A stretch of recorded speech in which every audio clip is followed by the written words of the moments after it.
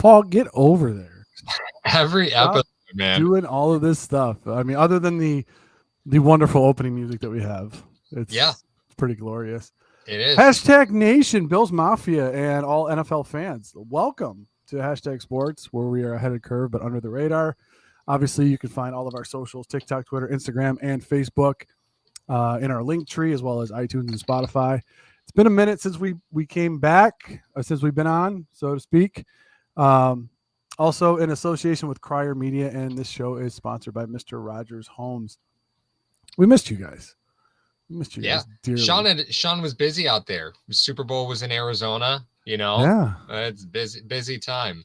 I do want to say, though, for the benefit of those with flash photography, Paul, March 2023 is a very personal milestone for us. Yeah. It marks our 10th, officially, today is the 10th anniversary of our, the genesis of our show. You know, it's funny too, because if I could take a minute, everybody, you know, it's most people when they get in the podcast, you know, they do like 2 or 3 and they may do it for a few months and sometimes it just falls off. Paul basically and we said, hey, let's put our phone conversations on air and then we'll see if people like them. And, you know, 4,000 subs later and all the great memories, post games and everything else intertwined, the car trips. Yeah. It has culminated to this, Paul. And many donuts later. So many donuts. It is so much fun though. Like we got Daniel Galries and Ronald Annex in the chat. It's been a while since we've seen you guys, so we're going to be talking about quite a bit tonight about a bunch of different things for you guys. So, the first and foremost, Paul, I need everyone that's on Bill's Twitter, okay, to come over and do my accounting. Because if they could free up $50 million for the Buffalo Bills that are $20 million over the cap, it is maddening. And it's fun. It's fun to do those exercises, but to actually go out there and just be like, hey, guess what? I could free up $70 million for the Bills. And you're like, hey, guess what?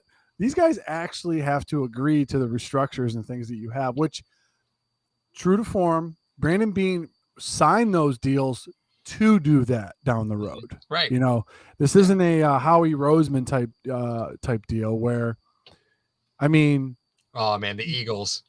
I mean, I'm not saying they made the Super Bowl, so I'm not saying anything negative about the Eagles, but there's a reason why as a GM, they do very, very well. And then every 3 years they got to blow up the team. You can hear that bomb ticking from here, man. Yes. Like there's a big salary cap bomb going to go off in Philly in 2 years. Right. But hey, listen, you know, there's so much financial stuff that goes into the NFL that I understand that's really dry to talk about. But yes, the Bills could free up $70 million if you don't want them to have a team next year, right? Like it's just, you just have to understand the risks and rewards that come with financial moves like that. But things like Josh Allen's contract was designed to be restructured. Von Miller's contract, it was intended for it to be restructured. And you can't just always restructure players, you know, because then you get into a situation where you've got a player who, like Starr a few years ago, right? You weren't in love with the player, but you were stuck. Like you were just kind of stuck. So you know, you don't want to do that to your team. Obviously the vagueness and the cryptic tweets that are coming out from Stephon Diggs, like literally you cannot financially get rid of him even if you wanted to. No, it just doesn't work. Like you would set your team back a couple years. Yeah, not gonna happen. Dallas can't take him anyway. Like that's what drives me so crazy. It's like, it's hilarious. Dallas couldn't take him if they wanted him. No, they couldn't. They definitely couldn't. But yes, ladies and gentlemen of Hashtag Nation and Bills Mafia, we're going to talk about the Buffalo Bills. Obviously, we've been gone for a while. You guys know the deal. If you've been fans of the show for quite a while now, the way that it works is when the season ends, we take our collective breath. Like we just finished the marathon. So we rest. Obviously, when the show started 10 years ago, Paul and I had 2 kids between us. Now we got 6. Yeah. And I'm not going to say that there weren't some great conversations that were had in the midst of all this, but we just couldn't put them on film. Just basically that's what it was.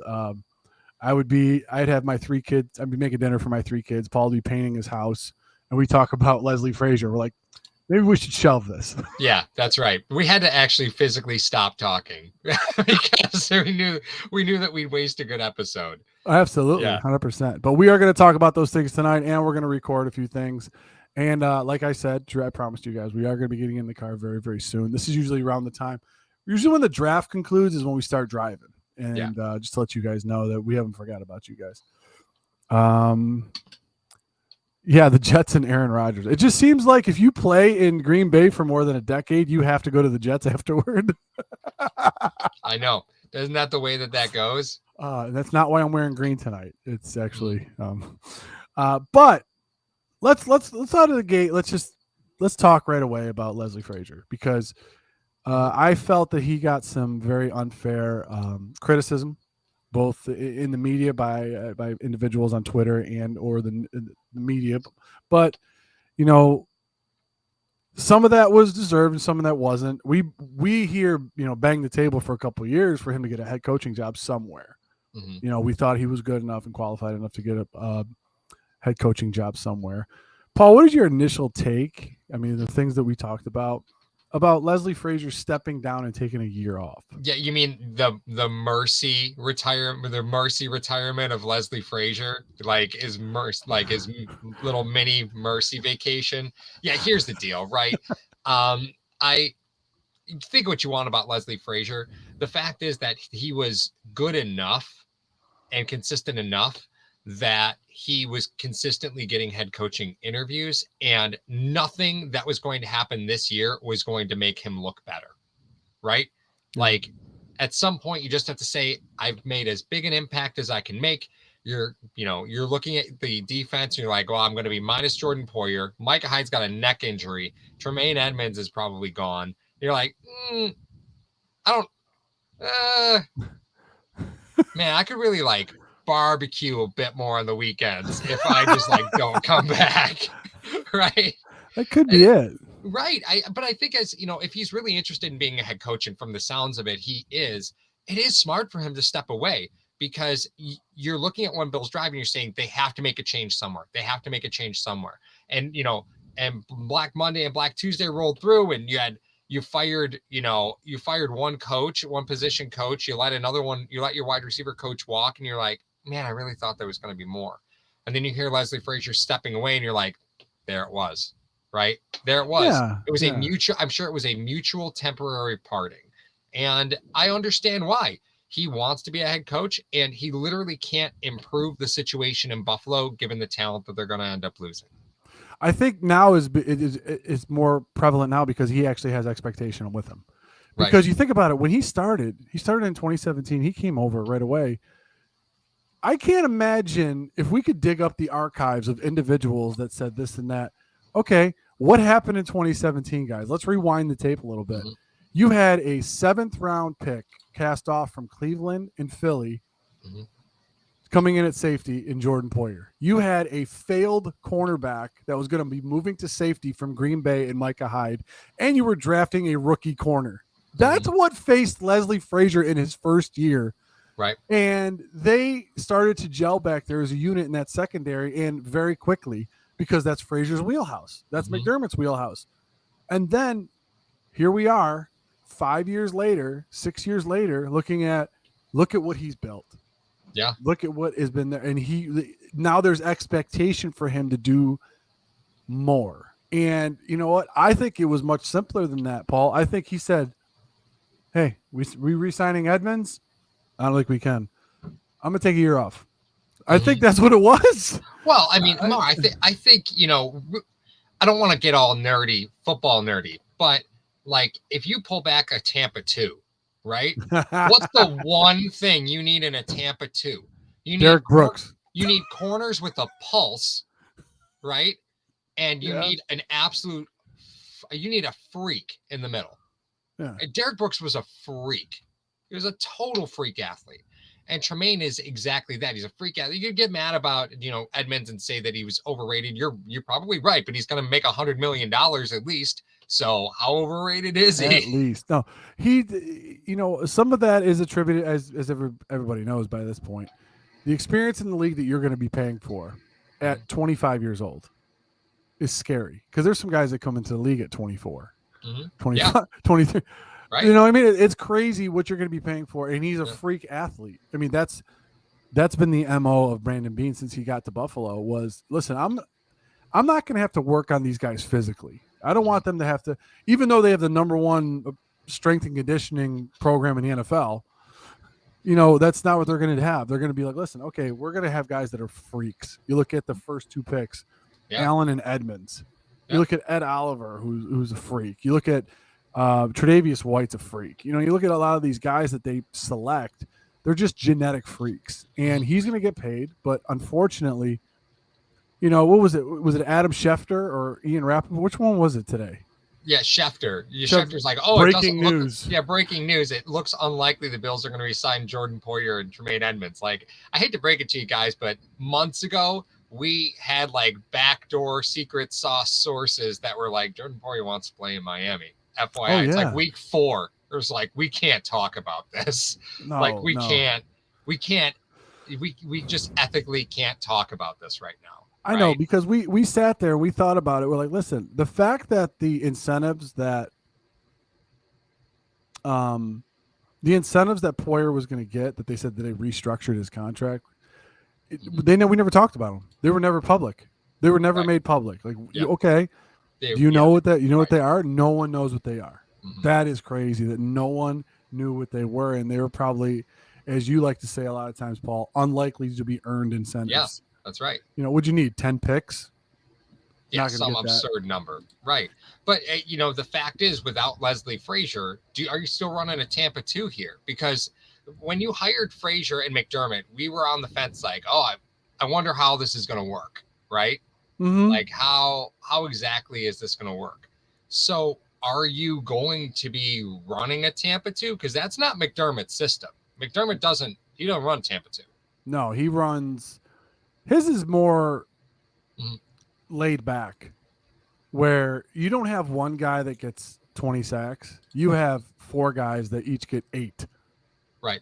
You know what I mean? That's really that's what McDermott. That's the way McDermott likes it. He likes his corners to be physical, but it's a zone scheme. And I think the blend of Frazier and McDermott worked very, very well in Buffalo. But you, like I said, if you need a horse in the middle to run that Tampa 2. Mm-hmm. You really do. I mean, even though a lot of the times they ran that base nickel, I mean, you got Teron Johnson in there who really exceeded a lot of expectations that he had. You know, Hyde and Poyer, you know, that's the thing that gets me about this. I put a tweet out the other day about Poyer. Mm-hmm. Think about it this way. He was cast off from Cleveland. He was 26 years old when he came to Buffalo. He's 31 now. You got the best years out of the guy. Yeah. You literally got the best years out of the guy. It was a question about money. In the NFL, you get paid for what you're going to do, not what you did. Why is everyone so up in arms that Poyer leaving is going to be such a break for the Buffalo Bills? Like, understand this. They put Hyde and Poyer together, made them all pros back there. You don't think – I mean, that's tough to do. I'm not saying it's easy to do. But you don't think they can do that again? Right. You don't think – I mean, right. I think – the whole Johnson-Hamlin combination when they had to play kind of scared a lot of people. But they went up against Waddle and Hill. Yeah, rightfully so, though. Rightfully so. But it's IT Robbie, who I don't remember seeing in the comment section. Well, welcome IT Robbie. Said, will the Bills keep the Buffalo nickel or switch to a 3-4? And I think, first off, McDermott is, McDermott typically didn't run a 3-4. You're talking about a major personnel change. Like, you just drafted 2 defensive ends, and the defensive ends that you need in a 3-4 are just not the same style of defensive ends that Buffalo just spent a lot of draft capital on. You know, like you're not going to invest those picks and lose the investment in those picks. Normally, when you're going from a 4-3 to a 3-4, that's a huge, huge change. Because those guys that are typically your defensive ends now become outside linebackers. Von Miller's perfect example of that, right? Von Miller, when he was a 3-4, was an outside linebacker. Now, as he's aged, he's stayed in 4-3 systems. I wonder why. Yeah, when the Bills went from Schwartz to Ryan, they still had Mario Williams. Right. How'd that end up? Like the first time when they tried that in Houston, if I can give a history lesson to everybody, They went from a 4-3 to a 3-4 and Mhm. tried making Mario Williams a outside linebacker, and he tore his ACL. Yep. Not to say that was the direct relationship, but the fact is, this guy needs his hand in the dirt coming at the quarterback every play, not dropping back in coverage. Mhm. So, Well, and again, there's no promise that, Paul Berg just mentions that Poyer's going to be missed, but there's no promise that Hyde, neck injuries are scary things for football players. They man. are, and we know about it from Aaron Williams. Remember, Aaron Williams tried making a tackle on Julian Edelman one time. His career was over. Neck injuries are a very, very scary thing. But the fact that they said he would have came back if they would have made the AFC Championship game is, I mean, it's something to look forward to, I guess. Sure. You know what I mean? Poyer and Edmunds load up on offensive line and impact defensive tackle, draft salary, and get a veteran linebacker. That sounds like, okay, you're accepting Poyer and Edmunds are gone. You want to draft Osiris in the first round. You need a big defensive tackle and veteran Bobby Wagner. You want Bobby Wagner? Okay, cool. Tony, what's up, buddy? So I mean, let's transition over to that, Paul. I mean, if we're talking about Tremaine Edmunds. Yeah, those are some big shoes to fill in the middle there. But if Frazier is gone and McDermott's taken over play calling duties, wasn't there another Boston College linebacker that ran his defense before? Oh God, come on, bro, come on. I'm just saying he had Luke Kuechly in the middle from Boston College. Now Luke Kuechly was a freak. Yeah, absolute freak. Yeah. Milano. They may have seen qualities in Milano that they saw in Kuechly, and Kuechly can run that stuff from Milano could probably run it to the middle. Do you make the change with Edmunds going? If he goes, would you? I mean, guy's an all-pro now, and he's severely underpaid for what you signed him for. Do you put him in the middle and try to draft an outside linebacker, or are you going to try to draft the successor to Edmunds directly? What do you do? Yeah, I think that's a great question, especially where you're sitting in the draft. When you're sitting outside the top 20, and again, we talk about this all the time, but let's just level set, right? Most NFL teams see 18 players about as first round picks, right? That's it. It's so like the Bills in their first round, they're going to have quarterbacks listed in their first round, like within their top 18 players. They list normally, and they have grades, and anywhere between 15 to 18 players are really, truly first round graded players. And every team has different players graded that way. So once you get to pick 25, 26, 27, there have been some players that have snuck up that were drafted that you didn't have ranked as first round players, but not like 7, right? Like that's not, like 7 of them didn't happen, right? Yeah. So when you're looking at player 27, 28, 29, you're talking about players that you really see almost as high second round players. And we know the Bills expect their first round players to be starters, right? That's what they really expect. When you're drafting in the first round, you're a starter. And they've been dog water at drafting linebackers. Just bad at drafting linebackers. And it hasn't been without effort. They have tried to draft the hustle linebacker every year. Yeah. Right? Every year. And it hasn't gone well. So does Buffalo invest a first round pick in a linebacker? I mean, they took Edmunds, who was supposed to be an outside linebacker in a 3-4 system, and turned him into a middle linebacker. So maybe they know something that we don't. But, I mean, you're changing schemes. I think it's easier to hit with a linebacker pick in a base 4-3. If you're changing schemes. Yeah. With an outside backer, you said? I think it's easier to hit on an inside backer. Oh, inside. Okay. Yeah, I think it's easier to hit on an inside backer at the back end of the first round in a base 4-3. Yeah, because we really do we can't be remiss in mentioning the fact that the legwork in the Milano draft was done by Whaley's scouting staff. Right. Yeah. And if Whaley had a wheelhouse, it was not picking quarterbacks. It was picking linebackers. Mm-hmm. Yep. And he's the one that effectively did all the legwork for Milano. I mean, obviously the Buffalo Bills drafted him, but it was Whaley's department. Since then, other than Edmunds, can you name a linebacker that's been an impact that wasn't a free agent pickup? Well, let's just talk about the linebackers the Bills have drafted, right? So since Brandon Beane, right? Because we're going to excuse Matt Milano. That wasn't. Yeah, that wasn't him. Right? Yeah. People forget about that, though. You know what I mean? That's right. Yeah. So you had Tremaine Edmunds, right? Who, again, that's one. Your Yes. next year, you had Voshan Joseph. That's it. You did not draft one in 2020. 2021, you did not draft one. 2022, you drafted Balin Spector. So that it was And, enough. and Terrell Bernard. Oh, I forgot about so Bernard. it was basically a matter of need because you had a young Milano and a young Edmonds Mm-hmm. that were going to play every day, Yep. regardless of injury. And now you had to cover yourself in the last draft in the event that you weren't able to re-sign Edmonds. Uh-huh. And you know what? Bean has a tendency and a pattern now. Yep. So you're starting to look at it like, okay, if he likes you and you're going to be here, he'll sign you early. He did that with Allen. Yep. Obviously, you got to do that with the He did that with Dawkins, too. Yeah, he did with Dawkins, did with Allen. Yep. And those are one of those things that you got to take a look at. And he didn't do it with Edmonds. So you and I have kind of been banging this drum for a little while. Mm-hmm.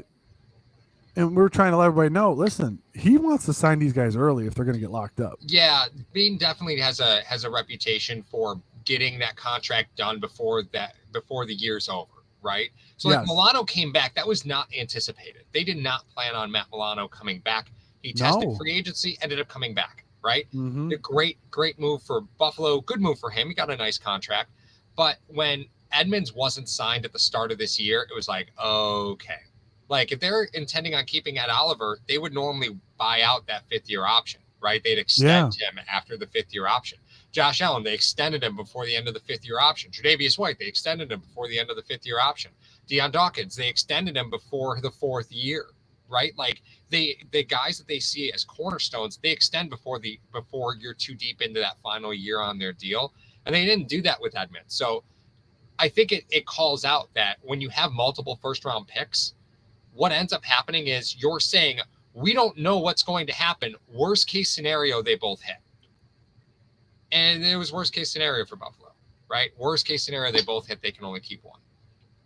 But when you have multiple first-round picks, what do you expect to happen? You can't afford multiple first-round picks at the end of those contracts, Mario. We've talked about it before. Oh, Alpha, I appreciate you so much. I completely agree with that. Stop it. Stop. He's been watching 2019 tape of us, I believe. Maybe. He's a natural. Like we said from day one, Edmonds would have been an all-pro had he been an outside linebacker. Mm-hmm. You could have put him in a 4-3 or 3-4. He would have been that versatile. Yeah. So, but it's one of those things.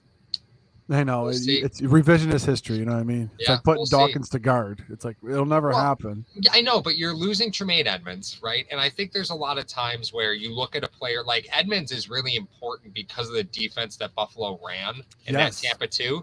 Yes. But then you look at a player like Ed Oliver, and aren't you saying the same thing? In a base 4-3, isn't Ed Oliver just an undersized defensive tackle?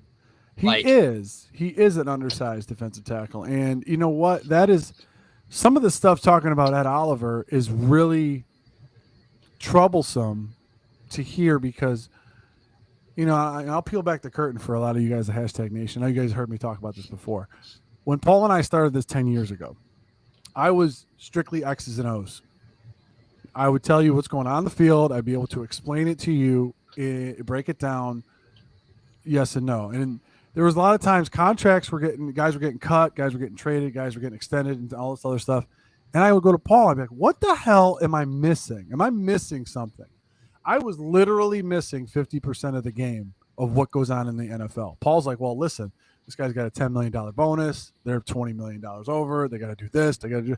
So he taught me the business side of the NFL.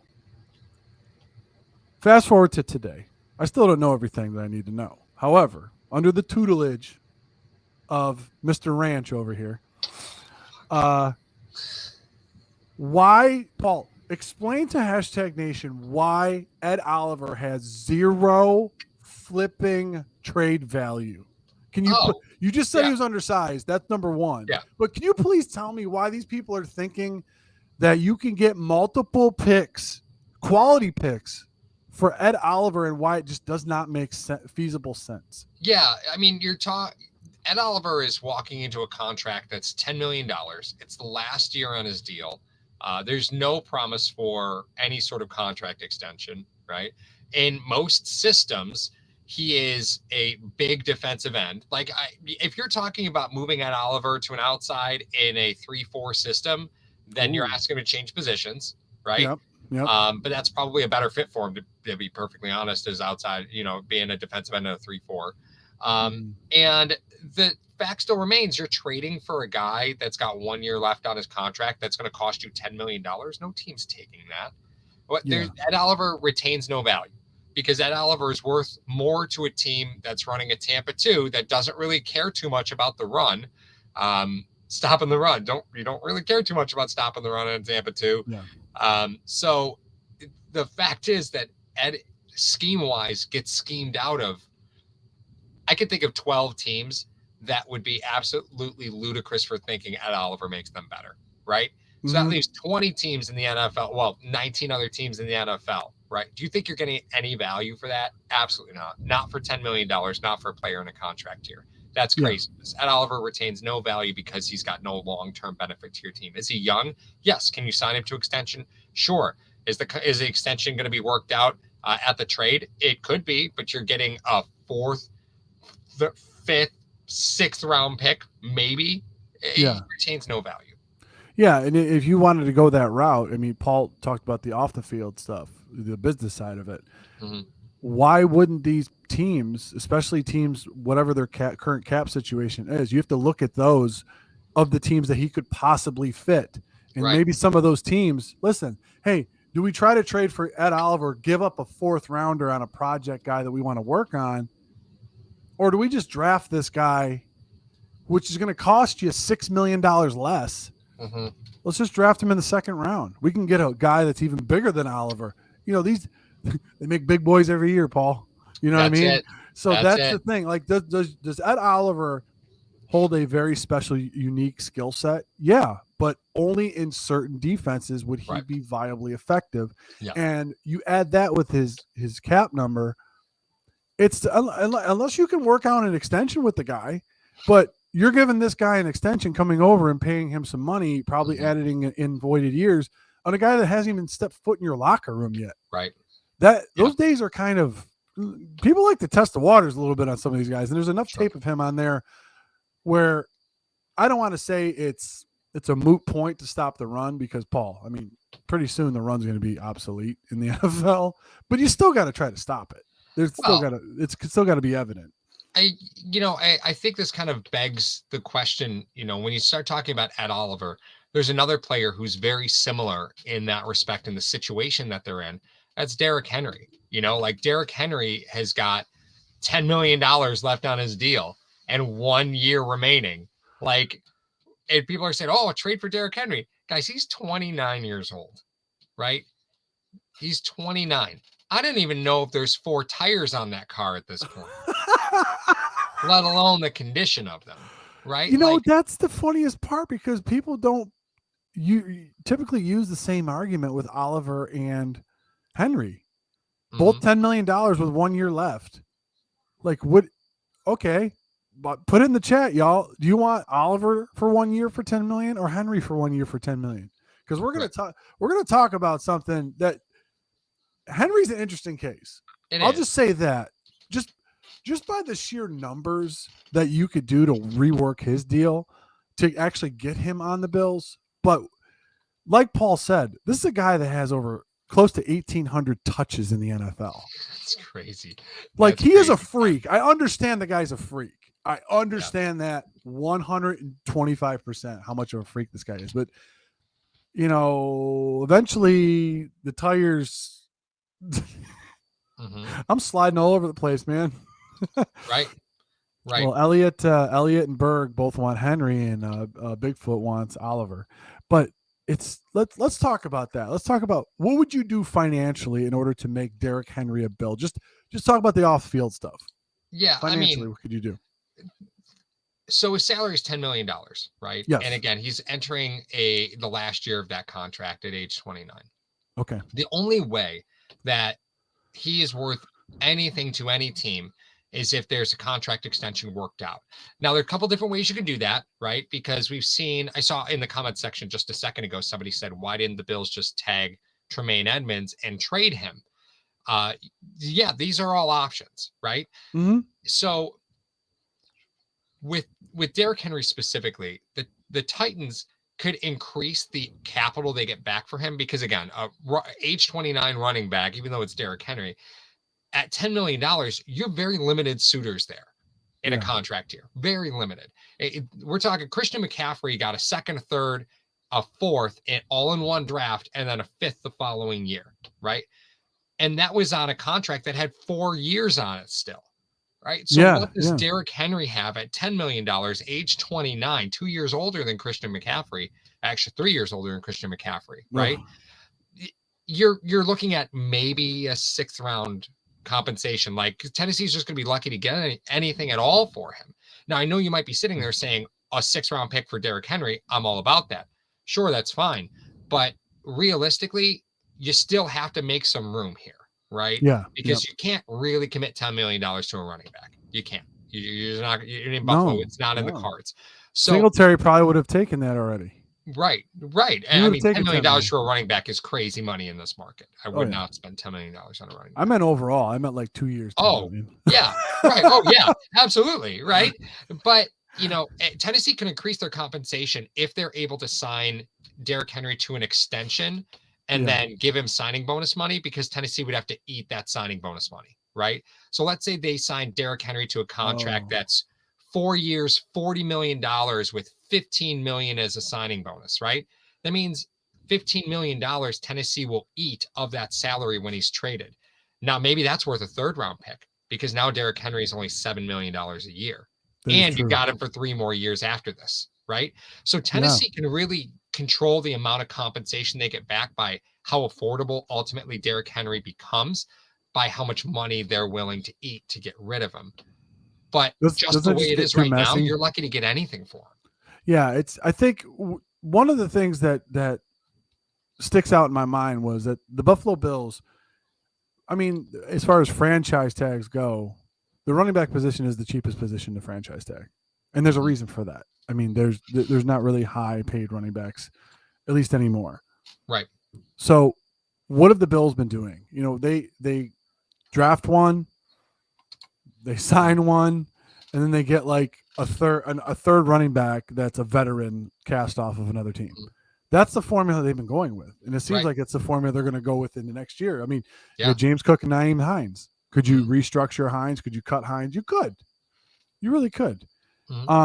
But we talked about it last year with the whole Christian McCaffrey situation, just on the surface level. If you would have traded for McCaffrey and you would have had to give up draft compensation, can you imagine that right now, not having the draft compensation that the Buffalo Bills have right now? Give it up a 2nd, a 3rd, and a 4th. But remember as well is you're effectively killing your previous 2nd round pick in James Cook because he wouldn't be playing.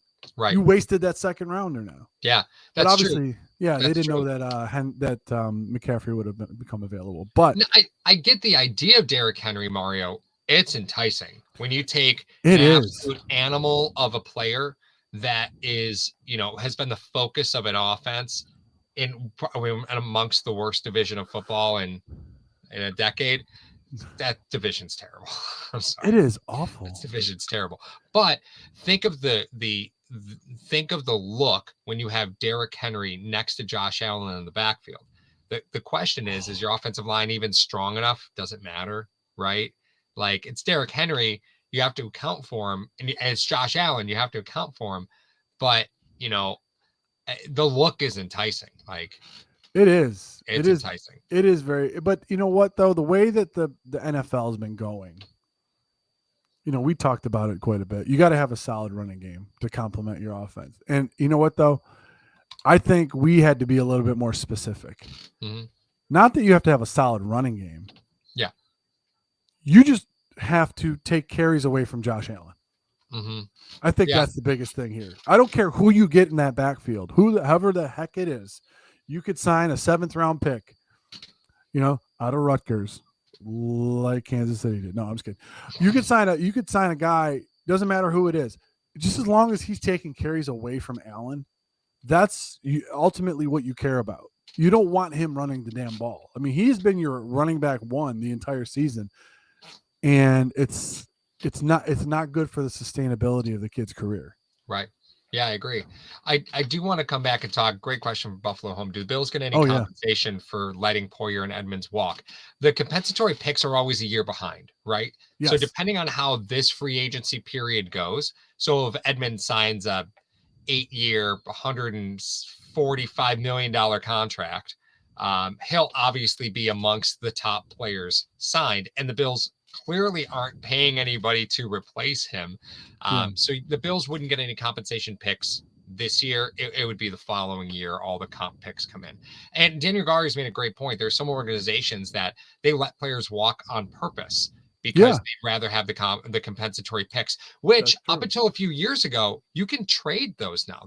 Those Yeah, picks never used to be able to be traded, but now they're assets that you can move in a deal. So yes, you're going to have sort of a culling of the free agents. You're going to lose Jordan Poyer. You're probably going to get a comp pick for Poyer because you're likely not replacing him with any free agent. You're going to try and home grow that. Probably, I would yeah. imagine you're not going to be able to replace Tremaine Edmunds from a contractual standpoint. So what you No, bring in isn't going to offset that. So, you're going to be getting comp picks here somewhere along the line. But Buffalo has always kind of chopped the legs out of their comp picks by, signing Jordan Phillips, by signing, Von like Miller. Von Miller. Right. Yeah. They've Yeah. chopped the legs out on those comp picks in the past. I don't think they have the cash to do that this year. No, they don't, and that's one of the things that I'm great. I'm glad Daniel brought it up because that is something that when you are paying your franchise quarterback and he is accounting for so much against your cap, the cheapest option you have is the draft. And if Yeah. let's say the Buffalo Bills were lucky enough to get a 2 third-round compensatory picks, let's just say, in addition to the picks that they have, now you have 5 picks up until the 3rd round to build your team and home grow your team, which is the cheapest option. Right. Why wouldn't you want to do something like that? And the way that things turn over so much in the NFL, it's having the picks that you have with compensatory formula the way it is.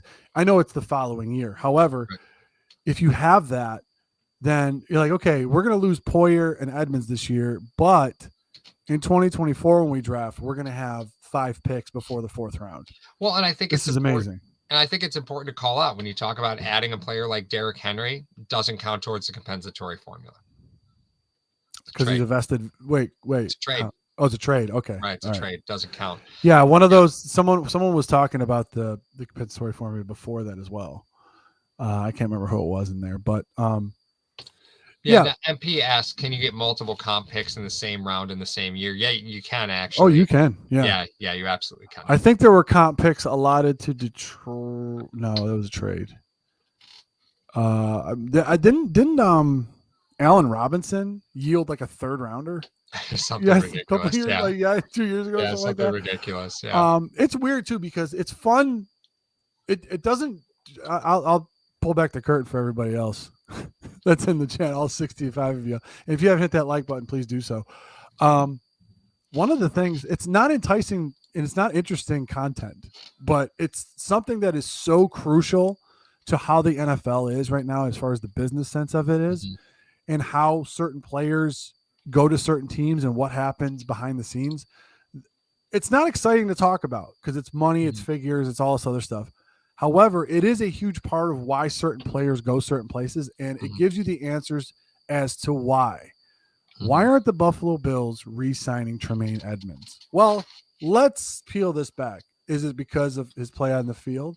No, it's not because of his play on the field. It's because, A, the Buffalo Bills do not have enough cap space to both sign him and get all of their draft picks. I'm talking about prior to, reworking anybody's deal on the team. But you're saying they're sitting there going, listen, we're effectively trading Tremaine Edmunds for a 3rd round pick. Yeah. Okay. That's true. Because we're not going to be able to sign him. Letting guys walk. Yeah. There really is. There is a benefit to letting guys walk. Now, I do want to point out, remember O.J. Howard? Yeah, I remember O.J. Howard, right? I remember O.J. Howard, yeah. Do you realize that O.J. Howard getting signed by Buffalo gave Tampa a 7th round pick? Did you know that? What did Tampa do with that? Well, it's this year's draft. Oh. that's in this year's draft. That's but all right. They the got the fact Lee still Smith remains pick. that's it. There's some stuff that just doesn't make sense. The fact that OJ Howard gained Tampa a 7th round pick doesn't make sense in the grand Well, because scheme he of was a things. former first rounder, correct? Does that go into the formula if you're a former first round pick? No, just No. okay. It's just about strictly what you compensation. lose versus what you Yep. add. Yeah. Right. Yeah, exactly. So like if we look at the way the compensatory formula worked out for this year, right? So the Bills, and again, we got to go back a year, right? We're not talking about this This isn't 2022. This is 2021. Right, exactly. So you lost Harrison Phillips. You lost, shockingly enough, figured into the compensatory formula, Mitch Trubisky, right? Because his contract was big enough to qualify for a compensatory pick. And you lost Levi Wallace. Again, contract was big enough to qualify for a compensatory pick. We're not talking big ones, but they were all equal to what would have been a 6th round pick value. The opposite side of that is you signed Daquan Jones, you signed Tim Settle, you signed Von Miller, you signed OJ Howard. You gained more than you lost, no compensatory picks. Yeah. That's how that works. Yeah. Whereas Miami, on the other hand, lost Jacoby Brissett and Mac Hollins and gained Teron Armstead, Connor Williams, Chase Edmunds, Melvin Ingram, Keon Croston, Raheem Mostert, and Cedric Wilson. Also, no compensatory picks, right? Just the way that it works out, though, is you have to lose more than you gained. Like the Patriots, as an example, they lost J.C. Jackson, Ted Karras, and Brandon Bolden. That was equal to a 4th, a 6th, and a 7th round pick because they really gained nobody. Jabril Peppers and Ty Montgomery didn't qualify for compensatory picks. Yeah, and that's one of those things why certain guys they have that sign up to future reserve contracts. Yeah. You know what I mean? That's the reason why the guys get ahead of the curve, so these guys don't hit free agency. So they can't do. Some of those guys will do that. Outside of Von and Daquan, that was an ugly list of signings. Yeah, Apex. So Paul, as we move ahead, obviously we're going to be recording an episode tonight for again Henry definitely the appeal. Yes. So we're going to be recording stuff. Can you bestow upon the hashtag faithful? I love the combine just as much as y'all. Oh, These freak athletes doing a bunch of different crazy stuff. I understand that. It's amazing. These guys flying around in spandex, just running at obscene speeds for their weight and height. It doesn't make any sense to me. Wait, you're 260 pounds and you have a 40-inch vertical. Stop it. But can you, like I said, can you bestow upon the hashtag faithful the 2 things they should take into consideration prior to the combine, please? Which you always tell me, which is the games they played, the actual tape of the games that they played, and the Senior Bowl. Yeah. Those both come way before the combine, guys. They do, right? They do. The combine's great television, right? I'm not going to say that it's not great television. It is absolutely great television. Yeah. With that being said, when you start pulling back where you should be paying attention as a fan, the combine, again, is fun. It's flashy. It gets players the opportunity to talk to multiple teams. It's a great networking event, right? Not only television networks, right, but also for the players to network with GMs and position coaches. And, like it's an opportunity to get FaceTime with a lot of organizations. So as a prospect, you can't ask for a better opportunity to sell yourself, right? However, the Senior Bowl is significantly more important to the Buffalo Bills. I could promise you that. Yeah. And the fact that, when you take a look at like Christian Benford, who went to Villanova, right? Like that his year of tape is far more important than anything he's going to do if he's invited to the combine, right? Like Buffalo has made their money at making their late round picks valuable. And those are guys that often aren't even at the combine, So the combine's great. It's fun. It's flashy, but tape wins. Senior Bowl is immensely important to Buffalo. It has been. It will continue to be very, very important. So if you didn't pay attention to what was going on at the Senior Bowl, you missed a lot of the things that Buffalo is paying attention to. Yeah. And just to let you all know, I said that to say this.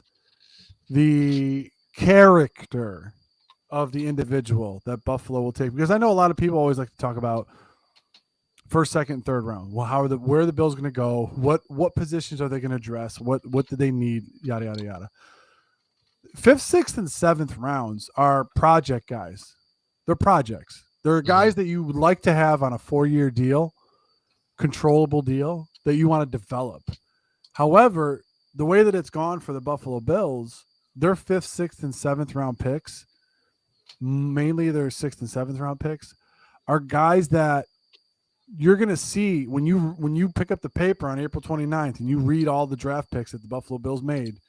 You're going to see, what is it, Paul? Captain of their team. Yeah, that's it. What was the other thing you told me today right before we went live about a couple players that the Bills have been drafted? Yeah, so I mean, one thing you notice when you start looking at the Bills' fifth, sixth, and seventh round picks, and again, it's really important for you guys to know this because tendencies, habits, right? When you just even look at the Bills' fifth, sixth, and seventh round picks, obviously we have to excuse the Matt Ariza pick. He was a fifth rounder. We're going to excuse that one for argument's sake. Yes, absolutely. Right. You have to excuse that one just for face value and argument's sake. But oftentimes you're talking about guys who were team captains, right? And Buffalo's huge on character. So if there's a team captain available in the fifth, sixth, seventh round, their name is already circled on their draft boards because it's the guy with leadership. That's that guy that hustles. May not be the best athlete on the board, but fifth, sixth, seventh rounders, they want guys that are going to show up to work. Team captains are often those guys. So like Dane Jackson as an example, team captain, right? 7th round pick. This is what they're going to go after. I knew you wouldn't miss an opportunity to talk about Dane. I can't, you know, I can't. The other part of that is if you even take a look at the last year's draft class, right? You had Balin Spector, Luke Tenuta, and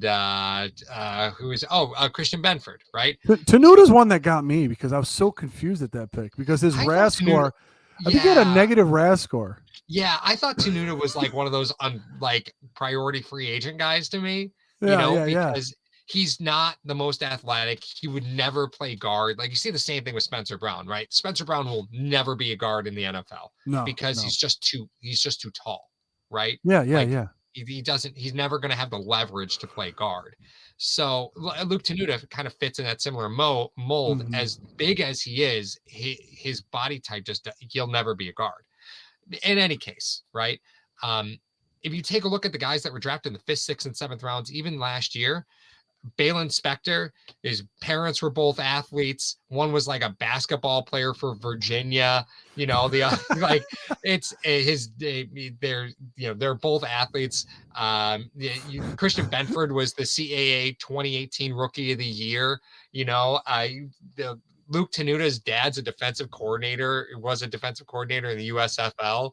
His mom was an athlete. Like they really, really pay attention to the stuff that we don't ever talk about. And that is they look at a kid and say, got great genetics, right? Both parents are athletes. Both players were college athletes.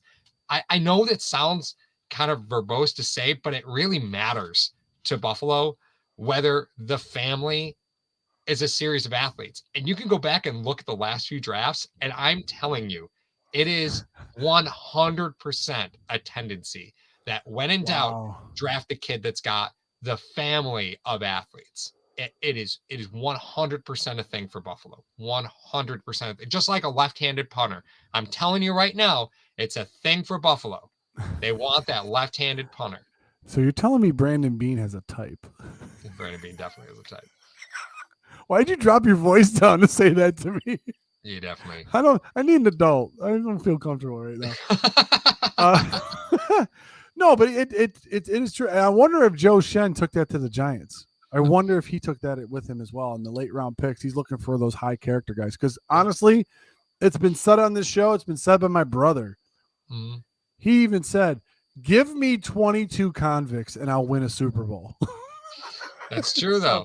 But it doesn't seem like, shifting back over to McDermott and Beane, they want those, captains or history of athletes in their family because what you want is you want people that are very, very highly motivated. So you don't have, that's one thing off of your plate as a coach. Like I told you before, Chuck Noll used to tell his players, if I need to motivate you, I'm going to cut you. I want people that are self-motivated on this team I don't want any rah guys and this and that. You don't have to get motivated by anybody. So that's the type of individual that Brandon Beane. Now that we have a tendency on him, remember his first couple drafts, we're like, I don't know, I'm not sure about this guy. I don't know how he drafts, what he drafts. But now you have a few drafts under your belt. You could tell. Listen, all right. Don't be surprised if the Buffalo Bills make a pick in the 6th round and you say, oh, yeah, former captain, his father played at offensive tackle at Tennessee or something like that. Mm-hmm. Don't be surprised if you see something like that. Paul and I are still shuffling through a lot of our names and a lot of our breakdowns that we're going to have. But I wouldn't, if you're like, don't be surprised if you and your buddies, when you're watching the draft or you're reading the draft the next day, you turn into the construction workers on Major League.